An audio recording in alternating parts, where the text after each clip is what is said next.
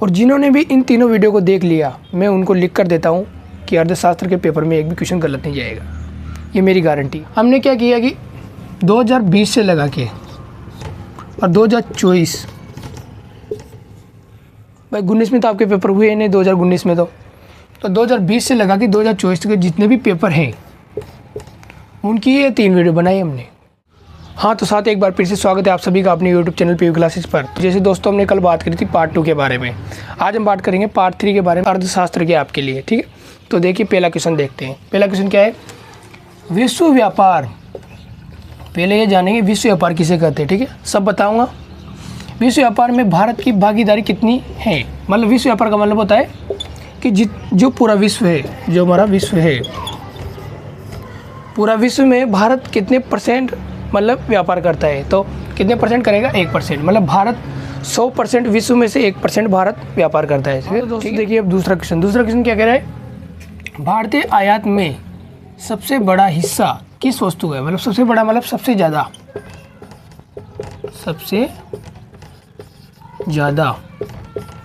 और आयात का मतलब आप जानते हो दोस्तों, खरीदना। क्या होता है, खरीदना। आयात का मतलब होता है खरीदना। तो ये समझो कि भारत सबसे ज़्यादा क्या चीज़ खरीदता है। तो देखिए पहला रत्नाभूषण, भारत रत्नाभूषण खरीदता है, लेकिन इतना नहीं खरीदता। इंजीनियरिंग वस्तु इतनी नहीं खरीदता। रक्षा हथियार अभी पाकिस्तान और भारत का युद्ध हुआ तब रूस से हमने S-400 लिए, हथियार खरीदता है, लेकिन इतने नहीं खरीदता। यहाँ पूछ रहा है सबसे बड़ा हिस्सा, मतलब सबसे ज़्यादा क्या ज़रूरत है, तो ये पेट्रोलियम पदार्थ। भारत पेट्रोल ज़्यादा खरीदता है क्योंकि भारत के पास जनसंख्या बहुत है और वाहन भी बहुत है, पेट्रोल की कमी है। और पेट्रोल किससे खरीदता है, कौन सा देश है वो, इराक देश से। ठीक है। इसके बाद देखिए दोस्तों तीसरा क्वेश्चन क्या कह रहा है, भारत में आर्थिक उदारीकरण की शुरुआत कब हुई। तो आर्थिक उदारीकरण किसे कहते हैं, जान लीजिए। इसकी परिभाषा देखिए,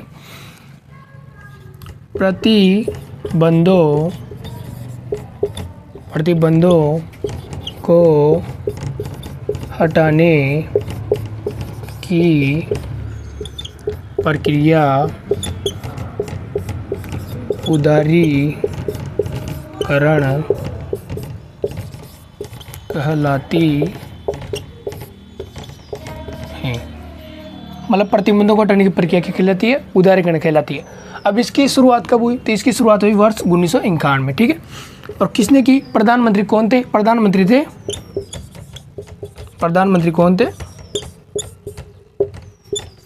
PV नरसिम्हा राव। प्रधानमंत्री PV नरसिम्हा राव थे, और उस दौरान वित्त मंत्री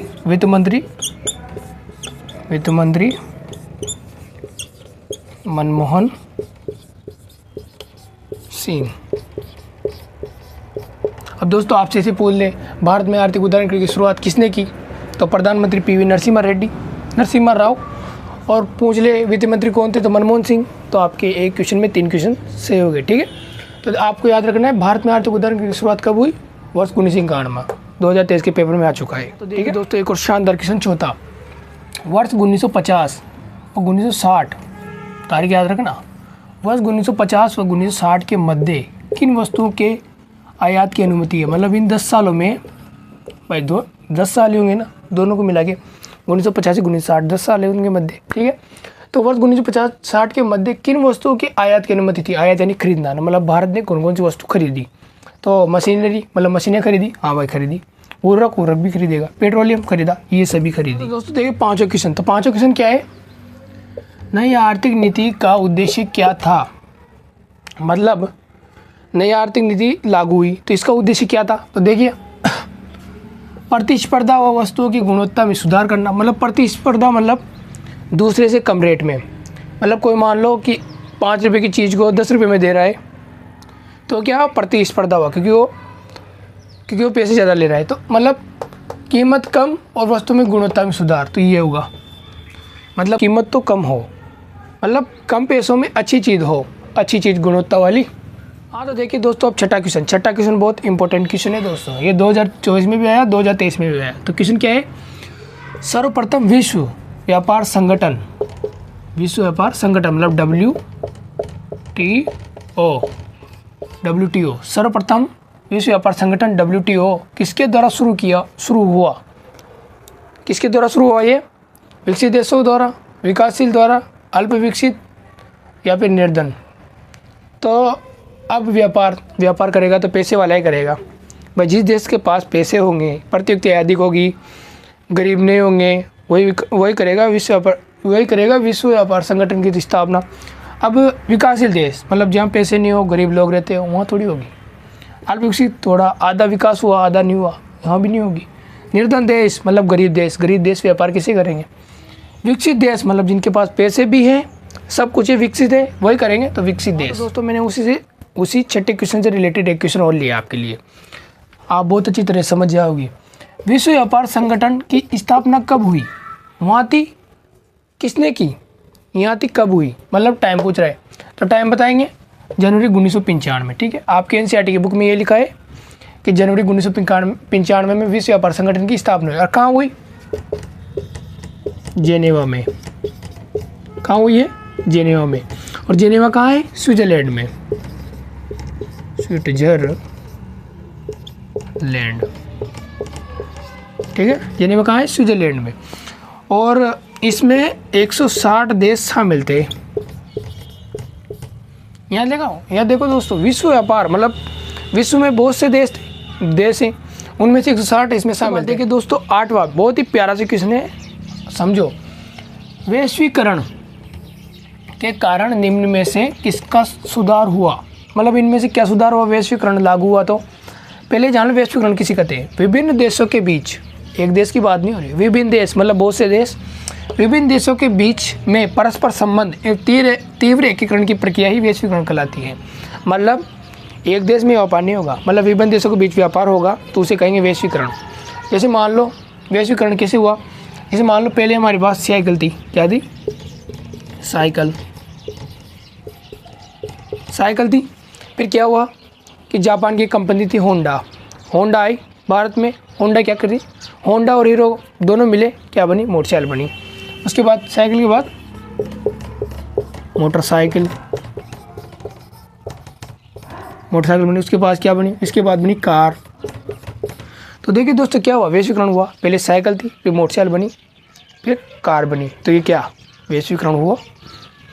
तो इसे कहते हैं वैश्वीकरण। जैसे मान लो उपभोक्ताओं के लिए विकल्प, हाँ भाई विकल्प बढ़े भाई। मान लो मोटरसाइकिल एक थोड़ी है, होंडा की है, प्लेटिना की है, बहुत सी मोटरसाइकिल, विकल्प बढ़ गए, हाँ इससे विकल्प बढ़े वैश्वीकरण से। वस्तुओं और सेवाओं की गुणवत्ता बढ़ी, हाँ भाई गुणवत्ता बढ़ी। आपको मान लो हीरो की मोटरसाइकिल पसंद नहीं आए तो आप क्या करोगे? बजाज की ले लोगे, हाँ भाई वस्तुओं की गुणवत्ता बढ़ी। विदेशी निवेश, अब मान लो हम किसी दूसरे देश से व्यापार करेंगे तो हमें क्या? विदेशी मुद्रा मिलेगी, ये भी सही है। हाँ दोस्तों देखिए नवा क्वेश्चन क्या है? वैश्वीकरण की नीति से किस क्षेत्र को लाभ नहीं, जिसे लाभ नहीं हुआ? कृषि क्षेत्र। अब आप जानते हो क्षेत्र कितने होते हैं? 3 होते हैं। मैंने पार्ट 1 और पार्ट 2 में बता दिया आपको क्षेत्र के बारे में, उन वीडियो को जाकर देखो। और जिन्होंने भी इन तीनों वीडियो को देख लिया, मैं उनको लिख कर देता हूँ कि अर्थशास्त्र के पेपर में एक भी क्वेश्चन गलत नहीं जाएगा, ये मेरी गारंटी है। तो वैश्वीकरण कितने? प्रथम क्षेत्र को विनिर्माण क्षेत्र, सेवा क्षेत्र या ये सभी। तो कहाँ थे हम? वैश्वीकरण की नीति से किस क्षेत्र को लाभ नहीं हुआ है? तो किस क्षेत्र को लाभ नहीं हुआ भाई? वैश्वीकरण करेंगे। मान लो कोई फैक्ट्री लगी तो फैक्ट्री विनिर्माण, कोई मान लो कोई चाइना की कंपनी भारत में आएगी, वो फैक्ट्री लगाएगी तो क्या भारत के लोग भी सीखेंगे उससे कि भाई इसे ऐसे बनाया, तो उद्योगों का तो विकास होगा। ठीक है। सेवा क्षेत्र, अभी वो आएगी भारत में आएगी तो क्या वो रोज़गार देगी? अब सेवा देगी हमें तो क्या हुआ? सेवा क्षेत्र में विकास हुआ। ये सभी गलत है। कृषि क्षेत्र को विकास नहीं हुआ, कृषि क्षेत्र कुछ लेना देना नहीं है, वो सारा सामान तो अपनी ओर से लाएगी ना, तो इसमें क्या होगा? कृषि क्षेत्र। देखिए दोस्तों एक और शानदार क्वेश्चन 10वां, वैश्वीकरण को फैलाने में किसकी सबसे बड़ी भूमिका निभाई है? किसने निभाई है? सूचना प्रौद्योगिकी यानी IT कंपनी ने निभाई। हाँ भाई निभाई। जैसे मान लो जापान की कोई कंपनी भारत में अपनी कंपनी लगाना चाहती है, अपनी फैक्ट्री लगाना चाहती है, तो पहले क्या करेगी? वो सूचना लेगी कि भाई भारत में ऊर्जा संसाधन है या नहीं, अच्छी काम करने वाले हैं या नहीं, सूचना लेगी। उसके बाद वो यहाँ पर फैक्ट्री लगाएगी। उसके अलावा परिवहन तकनीकी देखेगी कि भाई परिवहन माल को एक जगह से दूसरे स्थान पर ले जाने के लिए परिवहन की जरूरत पड़ेगी। हाँ भाई ये भी है, तो इसमें आएंगे दोनों आएंगे और भी दोनों। बात देखिए दोस्तों 11वां क्वेश्चन क्या है, बहुराष्ट्रीय कंपनियां अपने कारखाने उन स्थानों पर स्थापित करती है जहां, मतलब जो बहुराष्ट्रीय कंपनियां मैंने बता दी एक से ज़्यादा देशों में व्यापार करने वाली, इनका मुख्य उद्देश्य क्या होता है, लाभ कमाना। ठीक है, अब बहुराष्ट्रीय कंपनियां अपना कारखाना कहाँ स्थापित करेगी, जहाँ उन्हें सस्ते श्रमिक उपलब्ध। हाँ भाई सस्ते श्रमिक, जब उनका उद्देश्य है लाभ कमाना तो सस्ते श्रमिक तो चाहेंगे, उसको श्रमिकों की जरूरत होगी, सस्ते श्रमिक उपलब्ध हो। सही है। सस्ते ऊर्जा संसाधन, अब फैक्ट्री, लाइट बिना फैक्ट्री चलेगी क्या, नहीं चलेगी, पानी बिना नहीं चलेगी, तो ऊर्जा संसाधन भी हो। सरकार कम हस्तक्षेप हो, मतलब सरकार कम टैक्स ले, उनको लाभ होगा। अब भारत में क्या है, सरकार कम टैक्स लेती है फैक्ट्री से।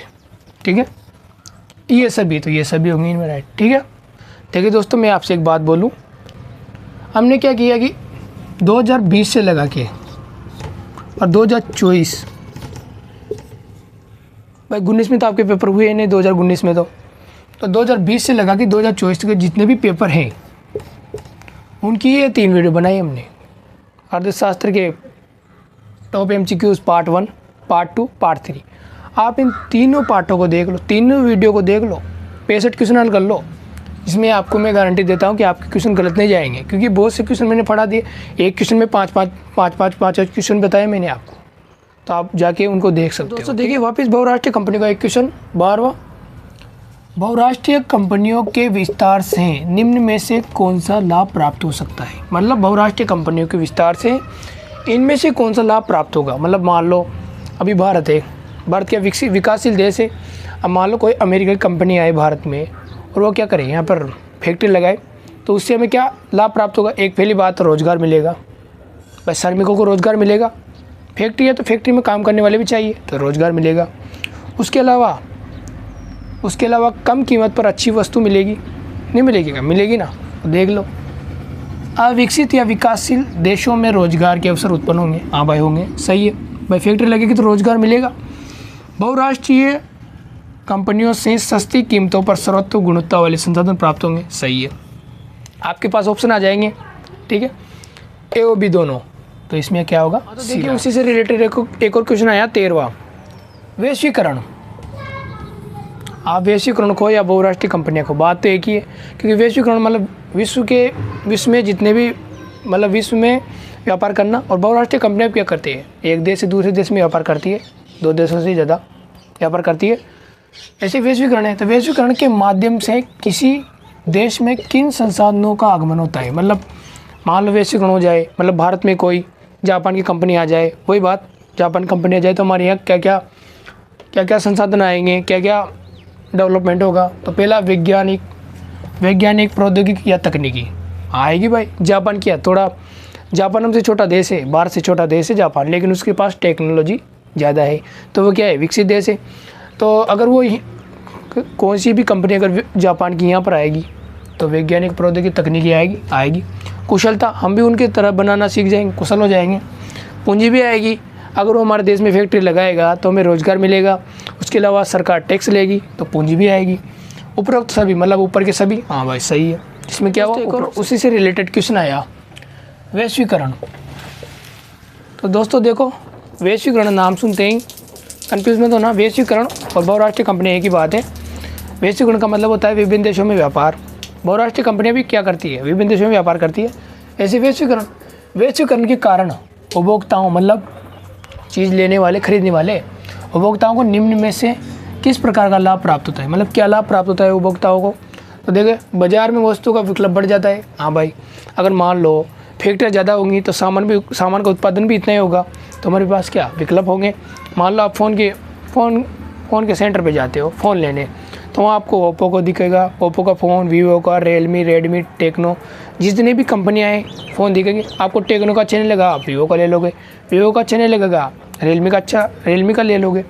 ऐसे ही बाजार में वस्तु का क्या हुआ, विकल्प बढ़ गया। उत्पादकों के मध्य प्रतिस्पर्धा, मतलब होड़, मतलब ये चीज़ इससे अच्छी है, ये कम कीमत पर ज़्यादा दे रहा है वैल्यू, ये ज़्यादा कीमत पर भी कम वैल्यू दे रहा है, तो आप क्या करोगे, कम कीमत पर वस्तु की गुणवत्ता देखोगे, कम कीमत पर अच्छी वस्तु प्राप्त होगी। हाँ ये भी सही है, ए और बी दोनों। ठीक है, ये सही। हाँ तो दोस्तों देखिए, बहुत ही इंपॉर्टेंट क्वेश्चन आया 15वां, जो कि आपके 2020 में आ गया, 2023 में आ गया, 2024 में आ गया। मतलब ये इंपॉर्टेंट क्वेश्चन है, हर जगह आता है, इस बार भी आ सकता है। देख लिए, भारत में उपभोक्ता संरक्षण अधिनियम, मतलब भारत में उपभोक्ता संरक्षण अधिनियम कब लागू किया गया? तो पहले जान लो, भारत में उपभोक्ता संरक्षण अधिनियम क्या होता है। मतलब उपभोक्ता मतलब जो वस्तु खरीदता है, संरक्षण यानी उसके बचाओगे। मतलब कोई भी मान लो आपको लूट रहा हो, 5 रुपये की चीज़ आपको 15 रुपये में दे रहा है या 50 रुपये में दे रहा, तो क्या लूट रहा है आपको। तो उसी लूट को कम करने के लिए क्या चलाया गया? उपभोक्ता संरक्षण अधिनियम। अब कब चलाया ये कब चलाया दोस्तों? ये चलाया वर्ष 1986 में, ठीक है, वर्ष 1986 में चलाया ये। अब आपसे पूछ ले, भारत में राष्ट्रीय उपभोक्ता दिवस, उपभोक्ता संरक्षण अधिनियम तो 1986 में, और पूछे उपभोक्ता दिवस, उपभोक्ता दिवस कब मनाते हैं? तो आ जाएगा 24 दिसंबर। क्या आएगा? 24 दिसंबर। उपभोक्ता दिवस 24 दिसंबर। उपभोक्ता संरक्षण अधिनियम कब लागू हुआ? 1986। हाँ दोस्तों देखिए, 16 क्वेश्चन क्या है? किस वर्ष, मतलब किस तारीख को व्यवस्थित रूप से उपभोक्ता आंदोलन का उदय हुआ? देखिए दोस्तों, कंफ्यूज मत होना, यहाँ पर उपभोक्ता आंदोलन है। क्या है? उपभोक्ता आंदोलन। और आप बोर्ड में जब पेपर दोगे, बोर्ड परीक्षा में जब आप एग्ज़ाम दोगे अपना, वहाँ पर क्वेश्चन को ढंग से पढ़ के एग्ज़ाम देना। नहीं तो देख लो, उपभोक्ता देखिए आपने 24 दिसंबर कर दिया, ये नहीं चलेगा। पूरा पढ़ो, उपभोक्ता आंदोलन नहीं है, वहाँ पर था उपभोक्ता संरक्षण अधिनियम, उपभोक्ता संरक्षण अधिनियम। यहाँ पे क्या है? उपभोक्ता आंदोलन है। उपभोक्ता आंदोलन 1960 में हुआ था लागू। कब हुआ था? 1960 में होता इसका उदय। अब एक और था आपके, इसका क्या हुआ उपभोक्ता संरक्षण अधिनियम का? इसका था 1986 था ये, है ना। और इसको क्या कहते हैं? कोपरा। इसको कोपरा भी कहते हैं, कोपरा कहो या उपभोक्ता संरक्षण अधिनियम कहो, एक ही बात है। उसके अलावा आएगा आपके एक और, उपभोक्ता दिवस। उपभोक्ता दिवस, आप कन्फ्यूज नहीं होगे, आपका कन्फ्यूजन दूर कर रहा हूँ मैं। उपभोक्ता दिवस कब मनाया जाता है? 24 दिसंबर। मतलब कन्फ्यूजन की कोई बात नहीं है। उपभोक्ता आंदोलन वर्ष 1960, उपभोक्ता संरक्षण अधिनियम 1986, इसे क्या कहते हैं? कोपरा। उपभोक्ता दिवस 24 दिसंबर को मनाया जाता है। तो 17 क्वेश्चन भी बहुत इंपॉर्टेंट है। उपभोक्ता संरक्षण अधिनियम के अंतर्गत कितने स्तरीय न्यायिक तंत्र की स्थापना की गई? मतलब उपभोक्ता संरक्षण अधिनियम के अंतर्गत कितने स्तरीय, मतलब 1 स्तर, 2 स्तर, कितने स्तरीय न्यायिक तंत्र की स्थापना, मतलब न्याय करने के लिए तंत्र की स्थापना की गई? तो कितनी थी? 3 स्तरीय। कितने स्तर है? 3। देखो स्तर, पहला आपके राष्ट्रीय स्तर, मतलब पूरे भारत के स्तर पर। दूसरा आपके राज्य स्तर, और लास्ट है आपके जिला स्तर। ये जिला है ना। अब कितने तंत्रीय थी? 3 तंत्रीय, ठीक है, 3 स्तरीय प्रणाली थी, जिसमें देखो दोस्तों, अगर 20 लाख, अगर आपके ज़िले में मान लो आपसे 20 लाख का फ्रॉड हो गया, 20 लाख का फ्रॉड हो गया आपसे, आप कोई भी चीज़ खरीदने जा रहे हो और उसने 20 लाख का फ्रॉड कर लिया आपसे, दुकानदार ने, तो कौन सा न्याय कौन करेगा? जिला स्तर। और मान लो 20 लाख से ज़्यादा हो, 20 लाख से 1 करोड़, अगर 20 लाख से 1 करोड़ के बीच का फ्रॉड हुआ, 20 लाख से तो अधिक और 1 करोड़ उसके बीच में अगर फ्रॉड हुआ, तो कौन सोल्व करेगा? राज्य सरकार। उसके अलावा मान लो 1 करोड़ से ज़्यादा हो, 1 करोड़ से ज़्यादा, भाई ज़्यादा धनराशि है, 1 करोड़ से ज़्यादा का फ्रॉड हो गया, आपके साथ फ्रॉड हो गया, तो उसे कौन सोल्व करेगी? राष्ट्रीय स्तर सोल्व करेगा, ठीक है। ये हो गए 3 स्तर, ठीक है। कन्फ्यूजन नहीं होना है, समझ के बाद। देखिए दोस्तों, बहुत ही प्यारा सा क्वेश्चन है 18वां। उपभोक्ताओं को न्याय पाने के लिए कहाँ जाना चाहिए? तो आप जानो पहले उपभोक्ता किसे कहते हैं? मतलब जो वस्तु खरीदता है, दुकानदार, जिसे आप जा रहे हो शक्कर लेने, तो दुकानदार आपको शक्कर देगा, तो शक्कर कौन? आप लेने जा रहे हो, तो आप क्या हो गए? उपभोक्ता। वैसे उपभोक्ता को न्याय पाने के लिए कहाँ जाना चाहिए? मान लो दुकान वाले ने उपभोक्ता के साथ फ्रॉड कर दिया, तो उसे कहाँ जाना चाहिए न्याय पाने के लिए? पुलिस स्टेशन जाएगा, लेकिन मारपीट हो तब। अगर मारपीट नहीं हो तो केस क्यों करेगा? सिविल न्यायालय, क्या न्यायालय में जाएगा, रिपोर्ट लिखाएगा भाई न्यायालय में भाई शक्कर के लिए? नहीं। उपभोक्ता केंद्र, हाँ भाई यहाँ जाएगा। आप तो ये याद रखो, उपभोक्ता केंद्र। उसके बाद देखिए दोस्तों 19वां क्वेश्चन, बहुत ही प्यारा सा क्वेश्चन है। निम्नलिखित में से कौन सा उपभोक्ता का अधिकार है? तो उपभोक्ता का अधिकार मतलब उपभोक्ता को भी अधिकार दिए, जिसे आपने पढ़ा होगा, अभी मैंने पढ़ाया था, उपभोक्ता संरक्षण अधिनियम, उपभोक्ता आंदोलन, उपभोक्ता दिवस, वैसे उपभोक्ता अधिकार। ठीक है, तो कौन सा है? चुनने का अधिकार, यही सही है। क्यों? क्योंकि आप कहीं भी जाओगे दुकान पे तो आप दुकानदार से कहोगे वही चीज़ देगा आपको।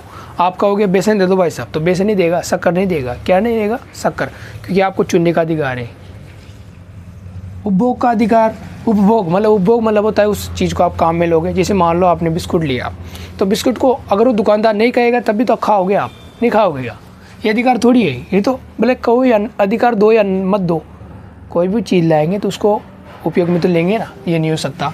बाजार में भागीदारी का अधिकार, आप क्या बाजार में भागीदारी लोगे? मतलब आप तो उपभोग करने वाले हो, आप क्या बेचने वाले थोड़ी हो, ये भी नहीं होगा। उपभोग वस्तु का अधिकार, वही बात आ गई ऊपर वाली, बस यहाँ वस्तु आ गया। ठीक है, तो इसमें क्या होगा? चुनने का अधिकार, क्योंकि आप अपनी मर्जी से कोई भी वस्तु चुन सकते हो। दोस्तों देखिए वापस घुमा फिरा के क्वेश्चन दे दिया 20वां, वो आपका 15 क्वेश्चन था ना, वही घुमा फिरा के दे दिया यार। उपभोक्ता संरक्षण अधिनियम, वही बात। कोपरा, नाम याद रखना, कोपरा पूछ ले। कोपरा भारत सरकार द्वारा कब अधिनियमित किया गया था? वही क्वेश्चन है कि भारत में उपभोक्ता संरक्षण अधिनियम क्या लागू कब किया गया? वही बात हो गई, अधिनियमित या लागू एक ही बात है। और इसका नाम जरूर याद रख लेना, यहाँ आ जाएगा कोपरा, भारत सरकार द्वारा कब अधिनियमित किया गया, ये कोपरा नाम भी याद रख लेना। कब किया गया? 1986, जो आपके घुमा फिरा के पूछ लिया। उन क्वेश्चनों के अलावा दोस्तों मैंने क्या थोड़ा एक्स्ट्रा क्वेश्चन भी लिया है, क्योंकि ये भी बोर्ड एग्जाम में आ सकते हैं आपके। हम एक भी क्वेश्चन नहीं छोड़ेंगे, इतना पढ़ा इतना और सही दोस्तों यार। जैसे 21वां, एक मार्ग किन वस्तुओं के लिए प्रामाणिक चिन्ह है? एक मार्ग मतलब एक चिन्ह होता है, ऐसा चिन्ह होता है दोस्तों, जिसे आप नमक के थैले पर देखोगे लाल कलर का एक चिन्ह आता है, जो भारत सरकार द्वारा मतलब शुद्धता की पहचान है। क्या? शुद्धता की पहचान है। उपभोग वस्तु नहीं, सेवा वस्तु नहीं, इलेक्ट्रॉनिक वस्तु नहीं, खाद्य पदार्थ, जितने भी खाने पीने की चीज़ें हैं उन पर क्या आएगा? एक मार्ग। जैसे बिस्लेरी की बोतल पे देखना काला कलर का एक चिन्ह आता है। ये देखिए दोस्तों, आपके समझने के लिए मैंने एक क्वेश्चन लिया है 22वां।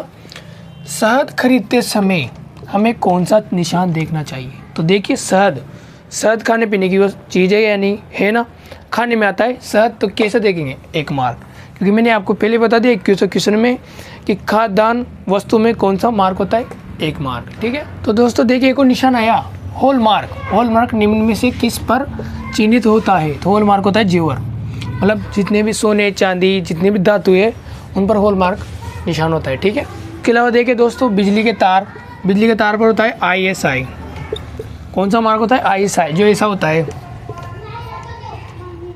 बिजली यूँ आती है और यूँ ऐसा मार्क आता है दोस्तों, ऐसा। ठीक है, हीटर वही इलेक्ट्रॉनिक वस्तु पर कौन सा मार्क आएगा? ISI, याद रखना दोस्तों। ठीक है, फिर आज के लिए यही था आपका आज का सेक्शन। जब तक आप खुश रहिए, प्रसन्न रहिए, मस्त रहिए, अपनी तैयारी में व्यस्त रहिए, और कल मिलते हैं 5 बजे शाम को इसी चैनल पर नई वीडियो के साथ मिलते हैं 5 बजे। जब तक जय हिंद, वंदे मातरम।